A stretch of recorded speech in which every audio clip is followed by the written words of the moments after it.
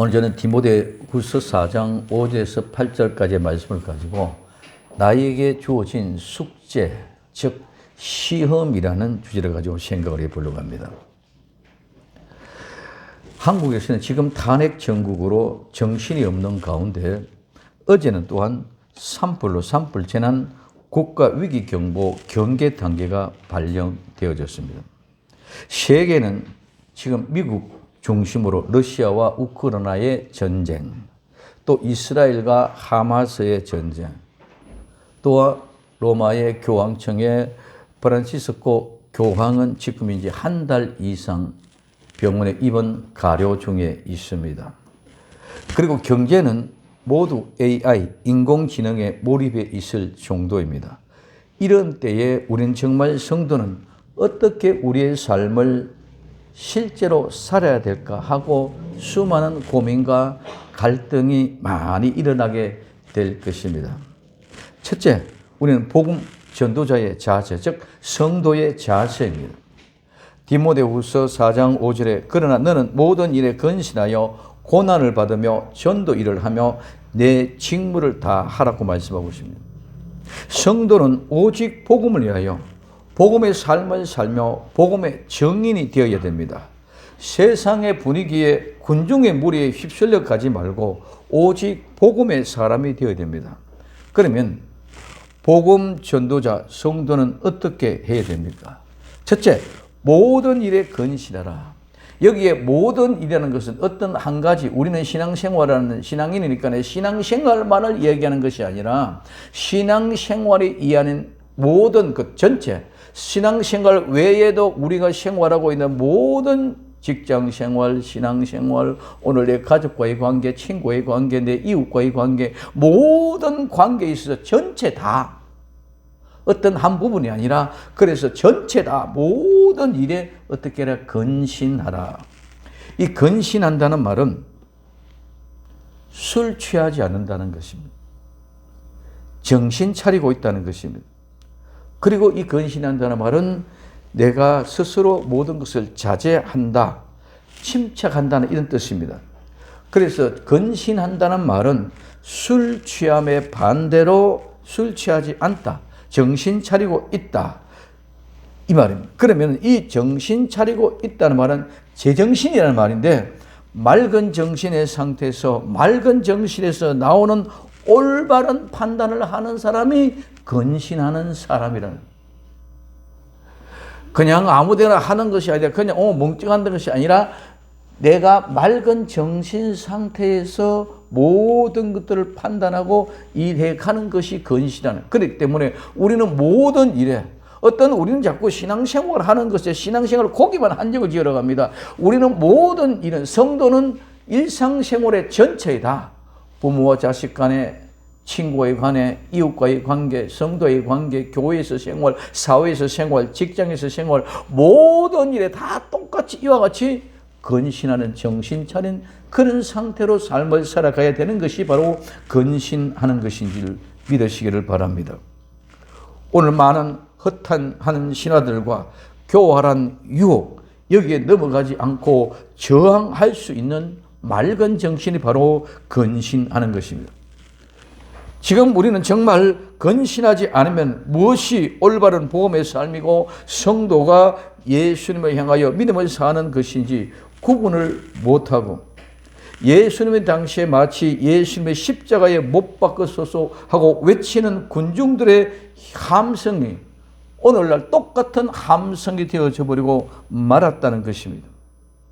그 함성 속에 모든 것이 다 묻혀져 가고 있습니다. 그러나 예수님 당시에 오늘 이렇게 예수님을 십자가에 못 박으소서 하고 함성을 지르던 그들 모두가 다 예수님의 큰 은혜를 받은 사람들입니다.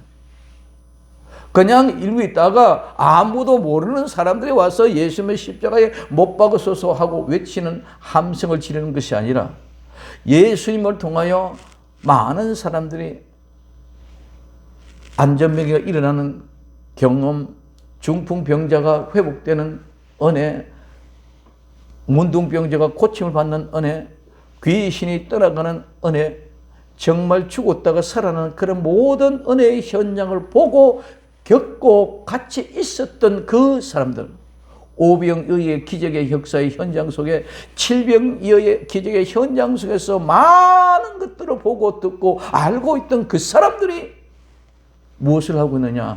예수님을 십자가에 못 박으소서 하고 함성을 지르고 있는 그 현장이라는 것입니다.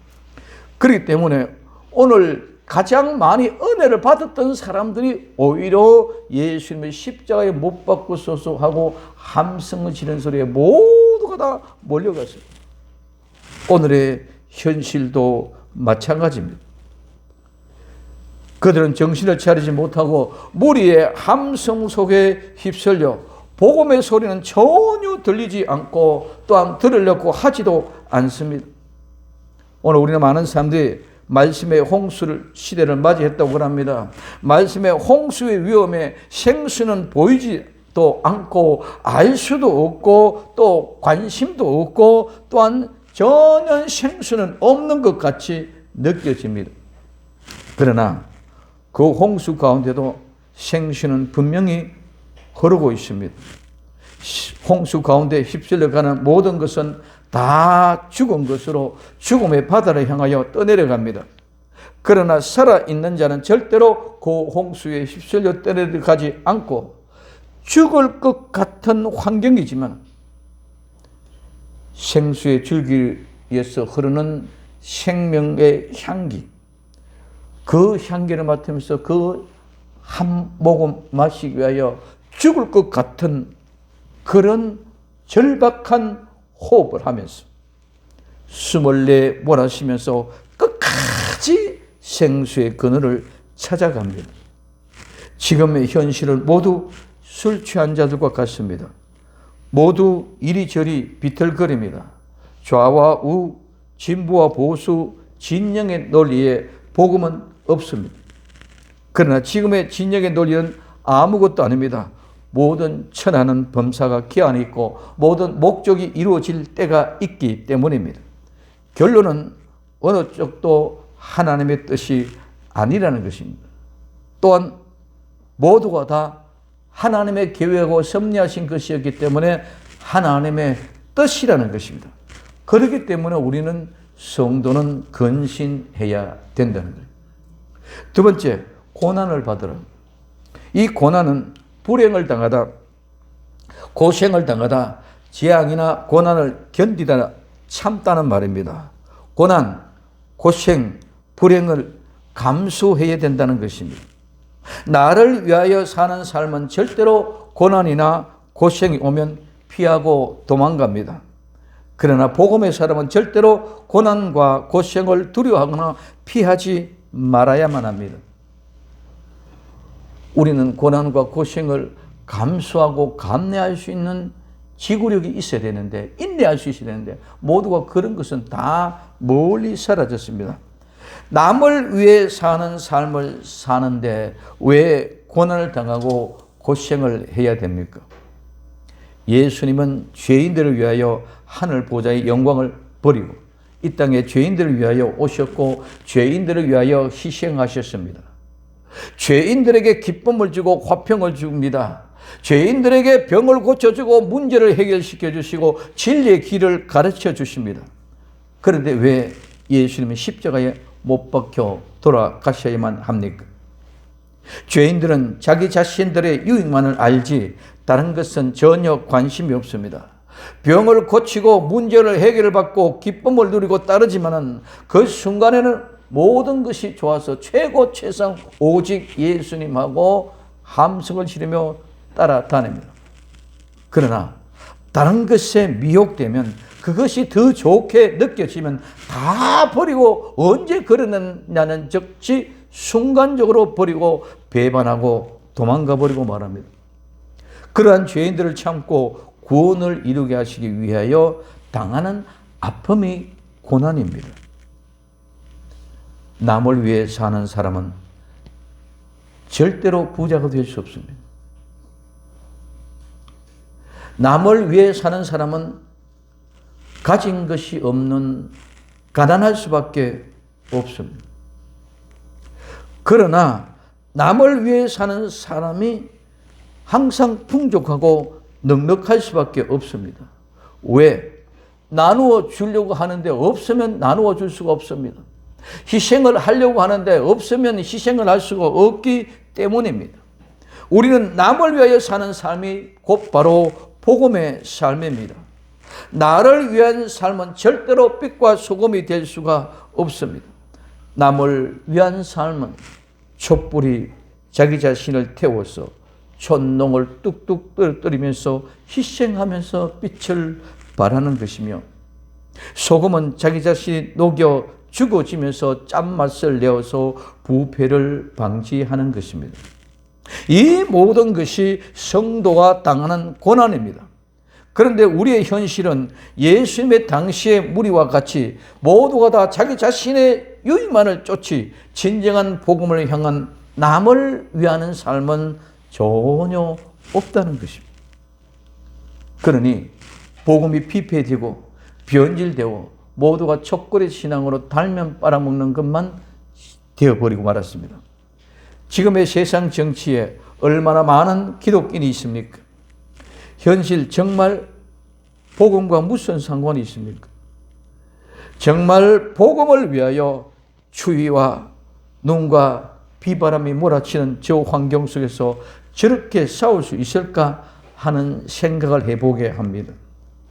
진정한 복음의 소리는 사라지고 정치적인 구호가 온 세상을 떠들썩하게 하고 있습니다. 이 시대가 어느 때인지 알고 정말 우리는 깨어 있어야만 합니다. 세 번째, 전도의 일, 직무를 다하라고 합니다. 전도인의 일, 즉 복음 전하는 자의 일입니다. 이 일은 행위, 이 일은 실제입니다. 일은 내가 하는 것입니다. 말로 믿음으로 아멘 하는 것이 절대로 아닙니다. 우리는 농사를 지으면 분명히 씨앗을 뿌려야 되고 모내기를 해야 되고 돌보고 가꿔야 돼요.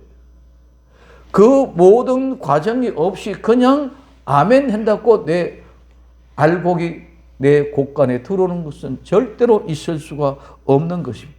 그렇기 때문에 오늘 우리는 전도인의 일, 우리가 하는 직무, 내가 저 직무에 충실하고 일을 했을 때 그 결과가 우리에게 주어지는 것인 줄 믿으시기를 바랍니다. 전도인의 일은 건신하며 고난을 받으며 땀을 뻘뻘 흘리며 손이 부르트어지러 일한 결과가 나타나야 합니다. 일을 한다는 것은 가진 노력을 다 하여 내가 만든다는 것입니다. 가진 노력을 다 하여 내가 일을 한다는 것입니다. 전도자의 일은 그냥 말로 하는 것이 아니라 실제로 예수님의 복음을 전하기 위하여 하늘 보좌의 영광을 다 버리고 이 땅에 오셔서 건신하여 고난을 당하면서 직무를 다 했었던 예수님처럼 우리도 그렇게 살아야만 된다는 것입니다. 예수님은 땀방울이 핏방울이 되기까지 기도하셨습니다. 십자가에 양손과 양발이 못이 박혔습니다. 온 몸이 갈기갈기 찢겼습니다. 머리에는 가시관, 옆구리는 창을 찔려서 물과 피를 다 쏟아냈습니다. 그런데 우리는 예수님 믿습니다 하고 말 한마디 아멘 하면 죄가 다 용서되고 복음의 사람이 된 걸로 착각합니다.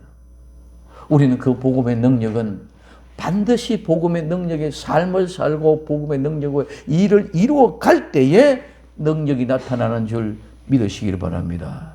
실제가 없기 때문에 능력이 없습니다. 고린도전서 4장 20절에 하나님의 나라는 말에 있지 아니하고 능력에 있다고 말씀합니다. 오직 능력에 있음이라고 말씀하고 있습니다. 이 능력은 실제의 삶으로 이루어내는 것입니다. 모든 것이 은혜지만은 농부는 내가 얼마만큼 열심히 일을 했느냐에 따라서 그 결과가 수확이 되어집니다.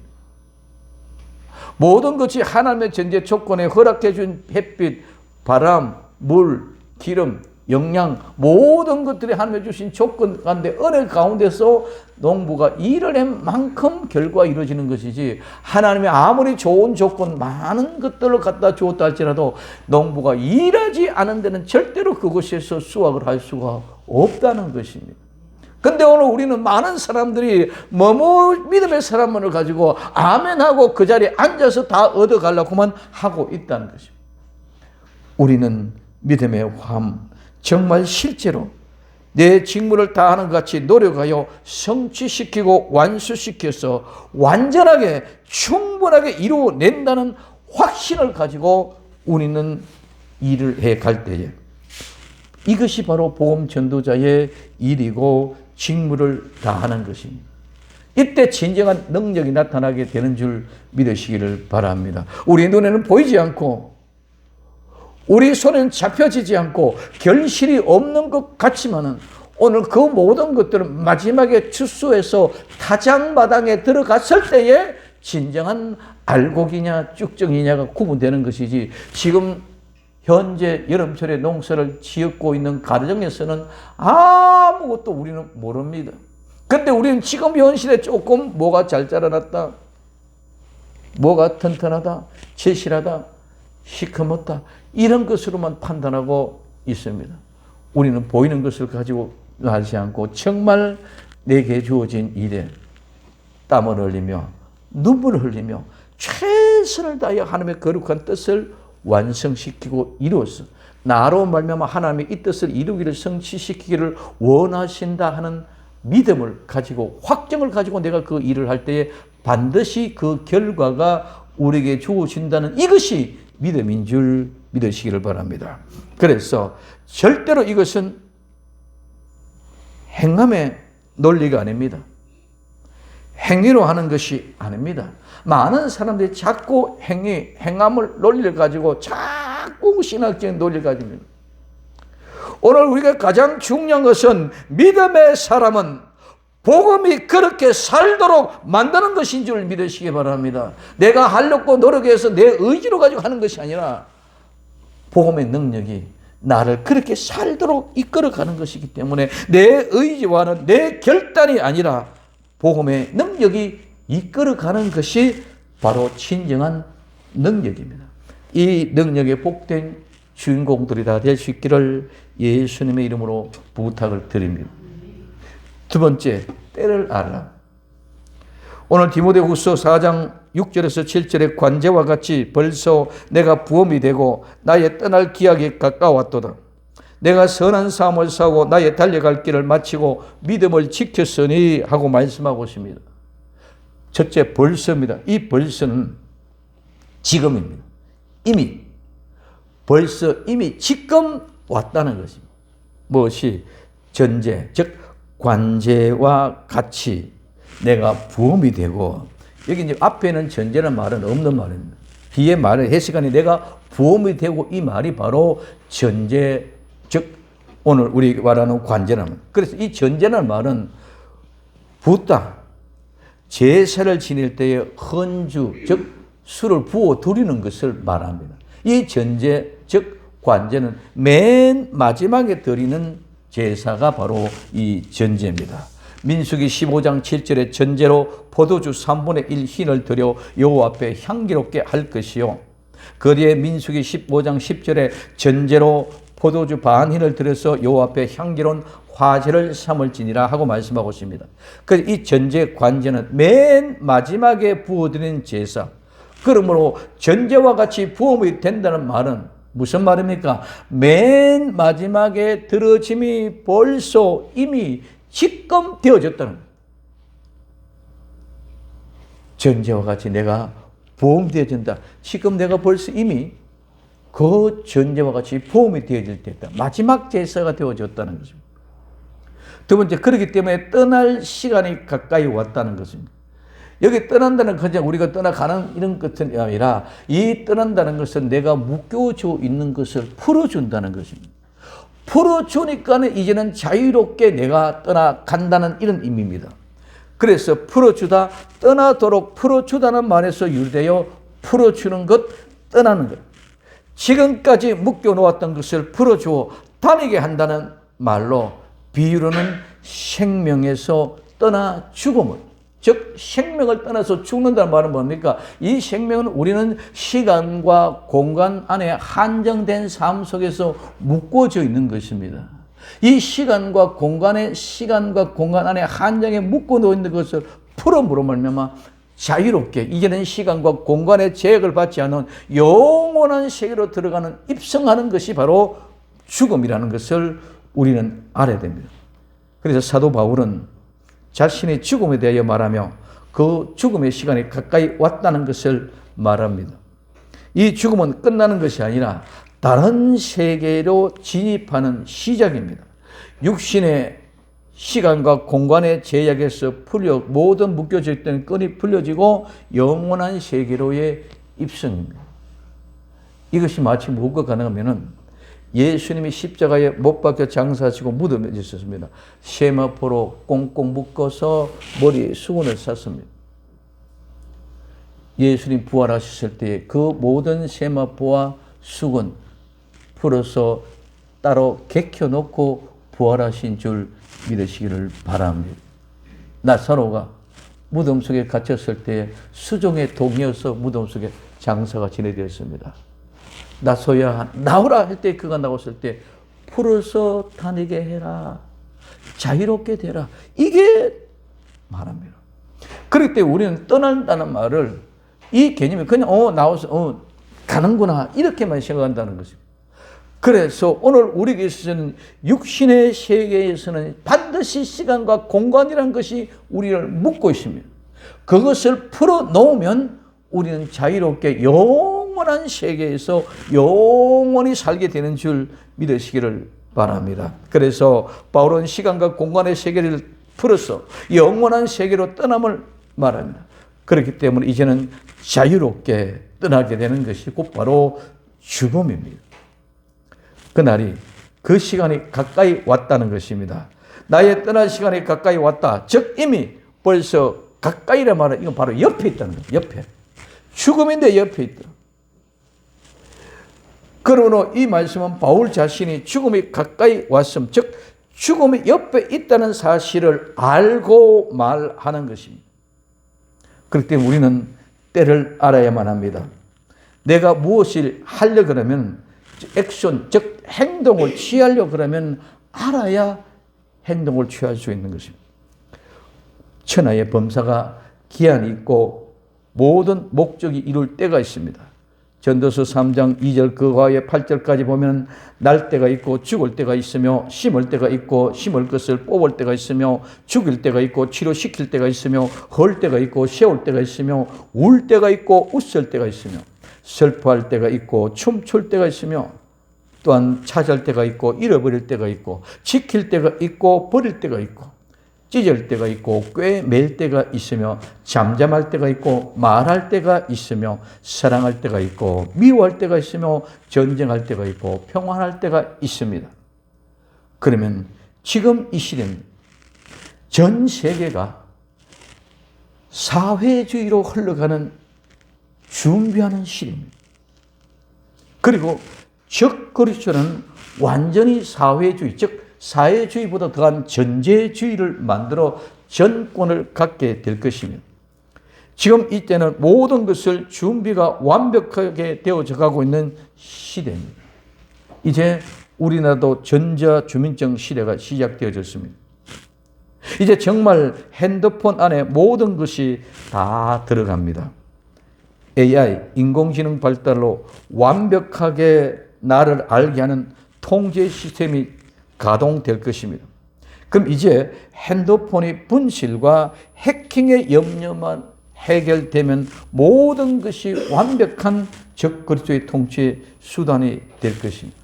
그래서 사회주의보다 더한 전제주의 제도로서 AI 인공지능을 가지고 나보다 나를 더 잘하는 기술, 그리고 이 전제주의 사상을 통치하는 시대, 이제 적 그리스도가 출현하면 거짓 선지자들이 적 그리스도가 더불어 하나 되어 경제 수단을 가지고 666을 가지고 모두를 지배할 것입니다. 이는 과학이요 경제적인 수단으로 잘 먹고 잘 사는 복지 국가, 이끌어내서 하나님을 대적하여 예수님의 재림 때에 모두 대적하는 무리로 만들어 갈 것입니다. 오늘날 정치적인 탄핵 정국도 기한이 있습니다. 그리고 모든 목적이 이룰 때가 있습니다. 이후로는 중요합니다. 모두가 다 지금 우리는 정치적으로 복지 포퓰리즘이라고 얘기합니다. 이 포퓰리즘이 복지 국가로 가는 첩경입니다. 복지 국가로 가는 그 첩경인데 이 복지 국가로 가는 그 모든 결국은 사회주의로 가게 되죠. 전에처럼 옛날처럼 직장에 대한 애착이라든가 내가 사고가 이제는 장인 정신은 그런 개념이 없어졌습니다. 그래서 우리는 복지국가가 잘 돼서 옛날에는 복지국가가 천 모델이었는데 이제는 복지국가가 되어졌다 그러면 국가에서 얼마만큼 우리를 편리하게 쉽고 잘 살게 해주느냐, 복지시설을 잘 해주느냐. 그렇기 때문에 이제는 국가에 해주는 대로 가는 시스템이 되어지기 때문에 이게 결국은 사회주의로 가게 되어져 있다는 것입니다. 그래서 사회주의 국가로 향하여 가는 길을 열고 있다는 사실을 우리는 보아야 됩니다. 이거는 비단 대한민국뿐만 아니라 전 세계 모두가 다 그렇습니다. 이제는 진영이 공산주의 극적하는 국가, 북한이나 몇 개 국가 외에는 없습니다. 모두가 이와 같은 모습으로 복지 포퓰리즘이라도 표 얻기 위해서 한다고 하지만 서로가 서로 공격을 하면서도 나도 또 그 길로 갈 수밖에 없는 것이 이 정치입니다. 그래서 이와 같은 모습으로 사회주의 길을 뜯어가는 일입니다. 그리고 우리는 그렇기 때문에 정신 차려야 되고 깨어 일어나야 됩니다. 탄핵 찬성이다, 탄핵 반대다 이것이 아닙니다. 그러면 지금 나는 어느 때입니까? 국가 세계 질서는 그렇지만 중요한 것은 지금 나입니다. 나는 죽을 때가 가까이 오고 있습니까? 뽑을 때가 되었습니까? 울 때입니까? 웃을 때입니까? 나는 정말 찢을 때입니까? 꿰맬 때입니까? 사랑할 때입니까? 미워할 때입니까? 전쟁할 때입니까? 평화할 때입니까? 분명한 것은 나는 모르지만 이미 벌써 지금 내 옆에 와 있다는 것입니다. 그런데 내가 알지 못하면 준비를 하지 못합니다. 죽음이 내 가까이 와 있는데 죽음을 알지 못하면 죽음을 준비를 할 수 없습니다. 사랑해야 되는데 사랑이 내 가까이 왔는데 내가 사랑을 알지 못하면 사랑을 할 수가 없는 것입니다. 오늘 우리에게 있어서 중요한 것은 전제를 부을 때가 되고 떠날 때가 되었다는 것은 꼭 죽음만을 의미하는 것이 아닙니다. 이제는 내가 떠날 때가 되었다는 것은 새로운 세계로 입성, 즉 출발할 수 있다는 사실을 깨달으시기를 바랍니다. 지금 나의 때를 안다면 새로이 출발해야 됩니다.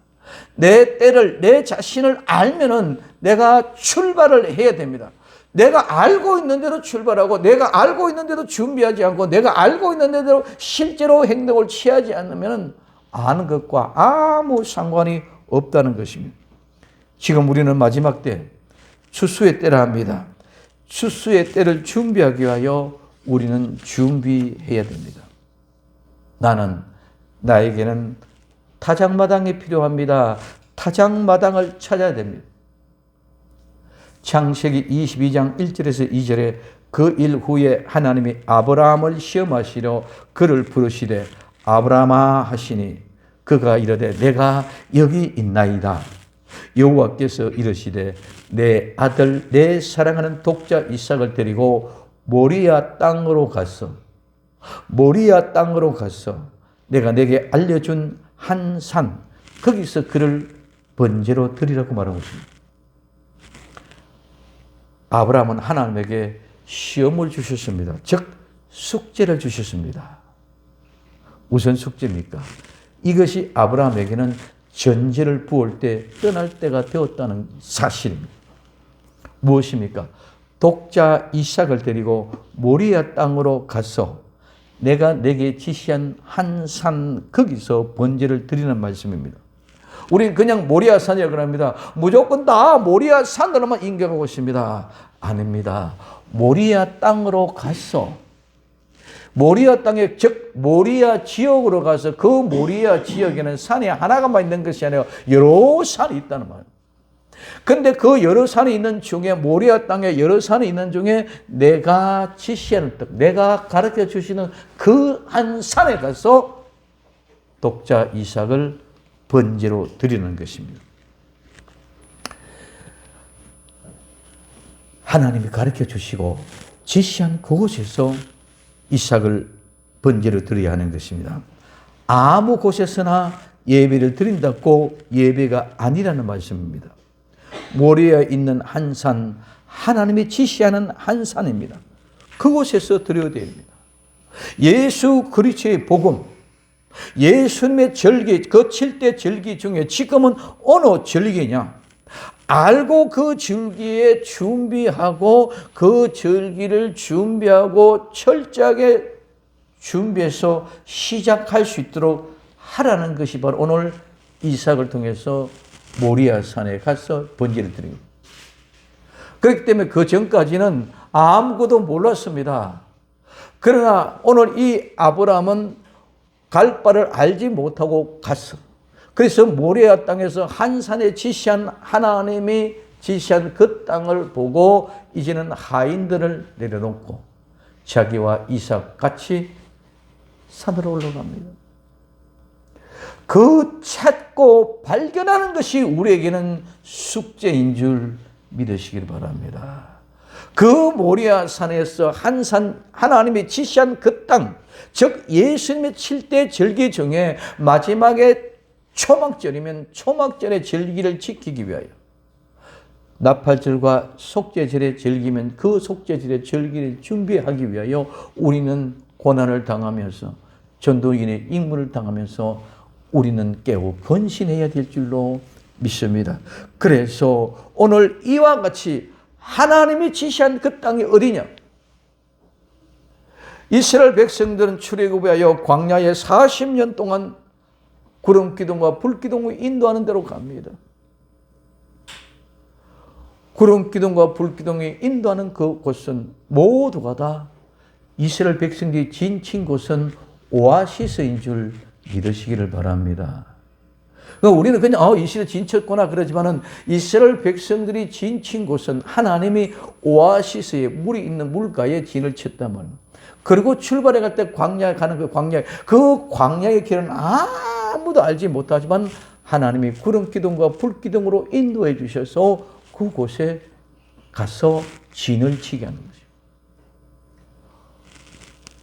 아브라함에게는 하나님이 지시해 주는 것이 인도에 가는 것인 줄 믿으시길 바랍니다. 하나님이 가르쳐 주시는 거, 지시하는 그곳을 가야 되는데 내 생각을 가지고 내 마음을 가지고 내 멋대로 내 마음대로 가는 것이 하나님이 지시한 곳을 찾아가는 것이 아니고, 이스라엘 백성들이 진을 따라가서 진 칠 곳에 가는 것이 아니고 내 멋대로 가는 것은 모두가 다 죽음의 길로, 엉뚱한 길로 가게 된다는 것을 우리에게 보여주고 있습니다. 그래서 오늘 우리는 마지막 때는 타작마당, 그 타작마당을 정결케 할 타작마당을 찾아야 됩니다. 하나님의 지시하는 곳입니다. 우리에게는 여호와의 이레로 그것이 준비하신 것이요, 그것이 다른 수양을, 숯불에 걸린 수양을 준비해 놓고 이삭을 대신 번제를 드리게 하였던 것처럼 오늘 우리는 우리 자신들이 번제의 제물이었지만 하나님이 예비하신 그 아름다운 타작마당에서 새로운 알곡들을 채취하고 한 알갱이로 땅에 떨어뜨리지 않고 다 찾아내는 거룩한 역사가 일어나야 될 것인 줄로 믿습니다. 우리는 이 일을 위하여 믿음의 선한 삶을 싸워야 됩니다. 나와 여러분들의 숙제는 무엇입니까? 전제를 부을 때가 되어 떠나게 될 시험, 숙제가 무엇입니까? 깊이 생각해 보시기를 바랍니다.